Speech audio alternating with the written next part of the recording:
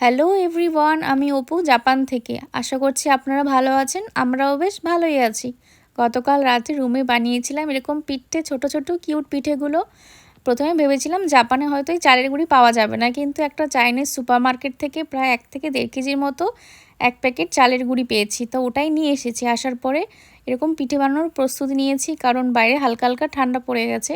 বাঙালি মানুষ বলে কথা, শীতের দিনে পিঠে পায়েস হবে না, এটা কি হয়?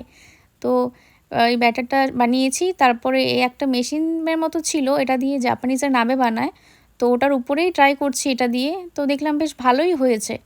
ঢেকে দিয়েছিলাম, দেওয়ার পরে হালকা করে চামচ দিয়ে সাইড দিয়ে একটু নাড়ালে দেখি সুন্দর উঠে যাচ্ছে, আর ভালো সুন্দর ফুলেও উঠেছে, আর এমনি খেতেও বেশ ভালোই লাগছিল। তারপর এটা আস্তে আস্তে করে নামিয়ে নিচ্ছি। সাইডেরগুলো একটু কম হয়েছে, মাঝেরগুলো যেখানে তাপ বেশি পেয়েছে গ্যাসের ওখানে ভালো হয়েছে।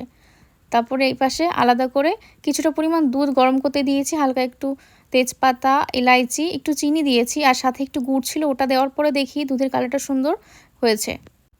এখানে বেশ কতগুলো ছোট্ট ছোট্ট পিঠে রেডি হয়ে গেছে। তো এই গরম গরম পিঠেগুলো এই দুধের মধ্যে দিয়ে দিলে বেশ ভালো হয়, সুন্দর এগুলো ফুলে ওঠে এবং নরম হয়। তো এগুলো আস্তে আস্তে এর মধ্যে দিয়ে দিয়েছি। এখন দেওয়ার পরে কিছুক্ষণ এটা হালকা করে ঢেকে রাখলেও বেশ ভালো হয়। বিশেষ করে এগুলো শীতকালে সকালে বেশি ভালো লাগে খেতে। আমরা মামাবাড়িতে প্রত্যেকবার শীতে যখন যেতাম, মামি না হলে দিদিমা এগুলো বানিয়ে দিত, বেশ সুন্দর লাগতো খেতে। জানি না কেন গ্রামের দিকে এই পিঠে পায়েসের টেস্ট একটু আলাদা বেশিই থাকে। বিশেষ করে এই পিঠেগুলো রাত্রেবেলার দিকেই বানানো হয়, সারা রাত এরকম দুধের মধ্যে ভেজানো থাকে পিঠেগুলো, আর সকালবেলা এগুলো কেমন একটু বেশি ফুলে ফেপে ওঠে, আর রোদের মধ্যে বসে এগুলো খেতে দারুণ লাগে।